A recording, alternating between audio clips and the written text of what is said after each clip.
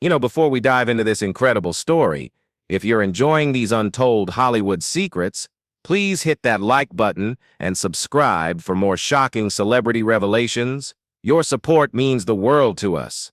Now, let's get into this amazing story. It was October 12th, 1973, and John Wayne was standing in the lobby of the Beverly Hills Hotel reading a review that made his blood boil. The critic was comparing some young actor named Clint Eastwood to the Duke himself, saying that Eastwood was the new king of westerns. John Wayne threw the newspaper down in disgust. "New king of westerns?" he muttered to his assistant. "This spaghetti western pretty boy doesn't know the first thing about being a real cowboy." What John Wayne didn't know was that Clint Eastwood was standing right behind him, and he had heard every word. What happened next would force John Wayne to completely change his opinion about the man with no name and create one of the most surprising friendships in Hollywood history. Now, let me back up here and give you some context, because this rivalry had been brewing for years. In 1973, John Wayne was 66 years old and the undisputed king of Western movies. He had been making Westerns for over 40 years, and he represented everything that Americans thought a cowboy should be: big, tough, patriotic, and uncompromising. Clint Eastwood, on the other hand, was 43 and represented a completely different kind of Western hero. His characters were morally ambiguous, soft-spoken, and deadly. Where John Wayne's heroes saved the day with courage and determination, Clint's heroes survived through cunning and violence. And John Wayne hated everything about this new style of West. He had been publicly critical of Clint's films, calling them violent trash, and saying they corrupted the Western genre. He particularly despised the Dollars trilogy that Clint had made with Sergio Leone, calling them Italian garbage. Westerns are supposed to be about good guys and bad guys, Wayne had told reporters.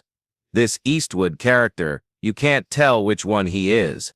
That's not what Westerns should be about. But what really bothered John Wayne wasn't just the movies, it was that young actors and directors were starting to say that Clint Eastwood was the future of Westerns, and that John Wayne's style was outdated. Actually, let me tell you about what happened that morning at the Beverly Hills Hotel, because it's even more dramatic than most people know. When Clint heard John Wayne's comment about him being a spaghetti Western pretty boy, he could have just walked away.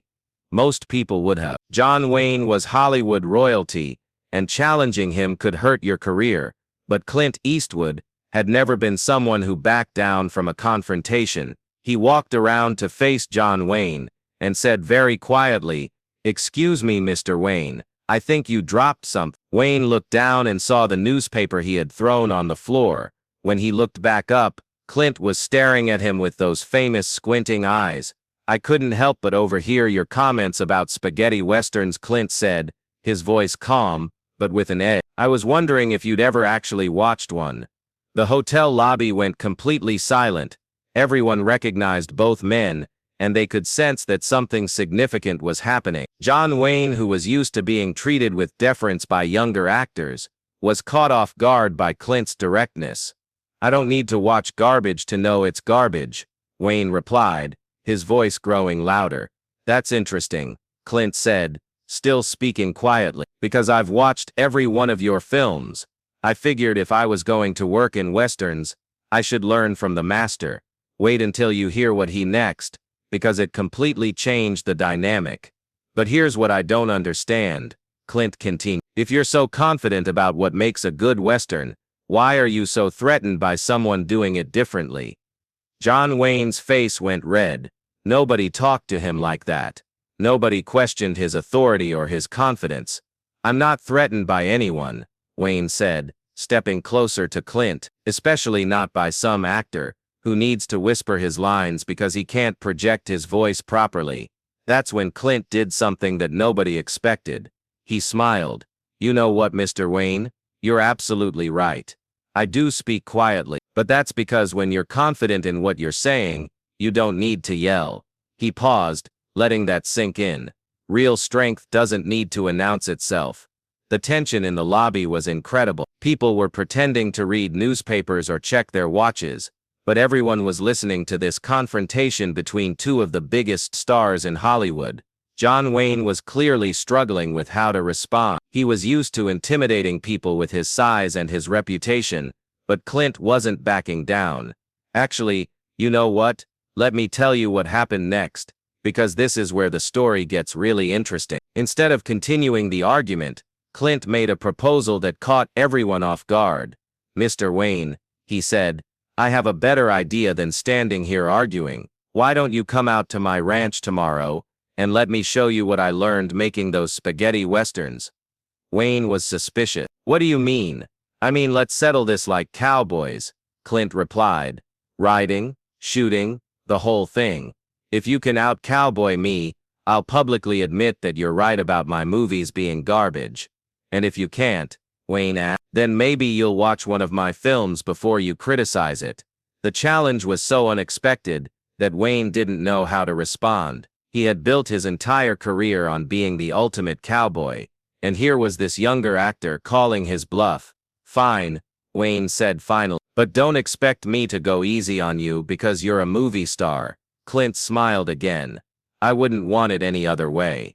The next morning, Clint Eastwood was waiting at his ranch in Carmel when John Wayne arrived with a small entourage of friends and assistants. Wayne had clearly come prepared to humiliate Clint. He brought his own horse, his own saddle, and his own guns. He was wearing full Western gear and looked every inch the legendary cowboy. Clint, on the other hand, was wearing jeans and a simple shirt. No costume, no show, just a man comfortable on his own land. The first challenge was horseback riding. Wayne suggested they ride the perimeter of Clint's property, which was about 5 miles of rough terrain. Wayne was an excellent rider. He had been riding in movies for decades. But what he discovered that day was that Clint Eastwood wasn't just a movie cowboy. He was the real thing. Clint rode like he was born on horseback, recalled stuntman Hal Needham, who was there that day. Wayne was a good rider, but Clint was something else. He and that horse moved like they were one animal. The second challenge was shooting. Wayne had brought targets and suggested they have a competition with both rifles and handguns. This is where John Wayne expected to dominate. He was famous for his quick draw and his accuracy with firearms. But Clint had been training with guns since childhood, and he had spent years perfecting his technique for the spaghetti westerns. Don't forget to comment below and let us know what other Hollywood rivalries you'd like to hear about. When they set up targets at 50 yards, both men hit them consistently. When they moved to 75 yards, both were still accurate. But when they moved to 100 yards, something interesting happened. Wayne was still hitting the targets, but Clint was hitting them dead center, shot after shot. "I've never seen anything like it," Needham said. Clint wasn't just a good shot, he was an artist with those guns. But the real test came when they moved to quick draw competition. Wayne was confident about this. Quick draw was his signature move, the thing that had made him famous in countless Western films. They set up tin cans on fence posts and took turns seeing who could draw and fire fastest. Wayne went first. His draw was smooth, professional, and fast. He hit the can cleanly. Then Clint stepped up. His draw was so fast that several witnesses said they didn't even see his hand move. One moment the gun was in the holster, the next moment the can was flying through the air. Wayne asked to see it again. Clint obliged, and this time Wayne watched very carefully. "Jesus Christ," Wayne muttered. "How long have you been practicing that?" "Every day for 15 years, Clint replied simply. That's when something shifted in John Wayne's attitude. He was beginning to realize that Clint Eastwood wasn't just an actor playing cowboy. He was a man who had dedicated himself to mastering every aspect of the Western lifestyle. The final challenge was roping cattle. Clint had a small herd on his ranch, and he suggested they try to rope a few steers. Wayne was confident about this too. He had been roping in movies and on his own ranch for years. But when they rode out to the herd, Clint demonstrated a level of skill that left Wayne speechless. Clint could rope a steer from any angle, at any speed, Needham recalled. He made it look effortless. Wayne was good, but Clint was like a professional rodeo rider. After 2 hours of competition, John Wayne sat down on a fence post and looked at Clint with something approaching respect. "Where did you learn all this?" he asked. "Growing up," Clint replied. "My father worked logging camps up north. I spent summers on ranches, learning from real cowboys. When I got into movies, I figured if I was going to play a cowboy, I better be able to do cowboy thing." Wayne was quiet for a moment, processing this information. "So when you're doing those quick draws in your movies," Wayne began. "That's really me," Clint confirmed. "No tricks, no camera magic, just years of practice." Wayne shook his head in amazement. "And the riding? The roping?" "All real," Clint said. "I figured audiences could tell the difference between someone who really knows what they're doing and someone who's just pretending." This was a revelation for Wayne. He had assumed that Clint was just another pretty boy actor who looked good on camera but couldn't back up his screen image. "Actually, let me tell you what happened next, because this is where their relationship really changed." Wayne asked Clint to show him some of the techniques he had learned for the spaghetti westerns. Specifically, he wanted to see the famous Eastwood squint and the way Clint moved in gunfight scenes. Clint explained that Sergio Leone had taught him to use silence and stillness to create tension. "In American westerns, the hero always talks before he shoots," Clint explained. "He explains why he's going to kill the bad guy, gives him a chance to surrender, makes a speech about justice." "That's the right way," Wayne interjected. "Maybe," Clint said, "but in real life, if you're in a gunfight, you don't waste time talking. You shoot first, and ask questions later." Wayne considered this. "So your characters don't talk because they're professionals," Clint replied. "They do what needs to be done, and they don't need to justify it to anyone." For the first time, Wayne began to understand what Clint was trying to achieve with his Western characters. "It's not that your characters are immoral," Wayne said slowly. "They're just practical." "Exactly," Clint said. "They live in a world where talking gets you killed, and being nice gets you taken advantage of. They've learned to survive." Wayne was quiet for several minutes, thinking about this perspective. Finally, he looked at Clint and said, "I owe you an apology." "For what?" "For judging your work without understanding it," Wayne replied. "I thought you were just making violent movies for shock value. I didn't realize you were trying to show a different kind of hero." Clint nodded. "Your heroes and my heroes are fighting the same fight. They're just using different methods." That evening, Wayne stayed for dinner at Clint's ranch. They talked about movies, about the Western genre, and about their different approaches to playing cowboys. "You know what the difference is between us?" Wayne said at one point. "What's that?" "My cowboys are the men we wish we could be," Wayne explained. "Your cowboys are the men we probably would be if we lived in that world." It was one of the most insightful things anyone had ever said about their different acting style. Before Wayne left that night, he made a confession that surprised Clint. "I've been feeling threatened by your success," Wayne admitted. "Not because your movies are bad, but because they're good in a way that I can't compete with." He paused, looking older than his 66. "I'm getting old, and the world is changing. Your westerns are what audiences want now, not mine, and instead of accepting that, I've been trying to tear you down." Clint was moved by Wayne's honesty. "Mr. Wayne, there will always be room for your kind of Western hero. What you represent, honor, courage, doing the right thing, that never goes out of style." "Maybe," Wayne said, "but what you represent, surviving in a harsh world, adapting to reality, that's important too." The two men shook hands, and Wayne made a promise that would surprise the entire film industry. "I'm going to watch your movies," he said, "all of them, and I'm going to do it with an open mind." True to his word, John Wayne spent the next week watching every Clint Eastwood Western he could find. A week later, he called Clint personally. "I was wrong," Wayne said simply. "Those aren't violent trash movies. They're good films about survival and justice in an unjust world." He paused. "And you're a hell of an actor." But Wayne didn't stop there. He began speaking positively about Clint in interviews, praising his authenticity and his dedication to the craft of Western filmmaking. "Clint Eastwood is the real deal," Wayne told a reporter from Variety. "He's not just playing cowboy, he is a cowboy, and his movies show a side of the West that we haven't seen before." The two men developed a genuine friendship after that day at Clint's ranch. They would meet occasionally for dinner, and Wayne often asked Clint for advice about upcoming projects. When Wayne was diagnosed with cancer in 1976, Clint was one of the first people to call and offer support.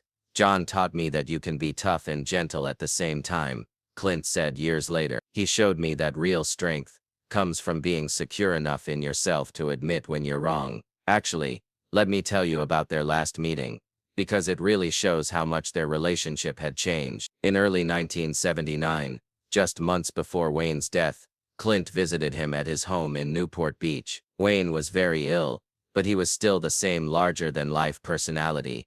"You know what I regret?" Wayne asked Clint during that visit. "What's that? We never made a movie together," Wayne said. "I think we could have made something special." Clint agreed. "It would have been interesting to see your kind of hero and my kind of hero working together. Maybe in another life," Wayne said with a smile. When John Wayne died in June 1979, Clint was one of the pallbearers at his funeral. In his eulogy, Clint said something that perfectly captured their relationship.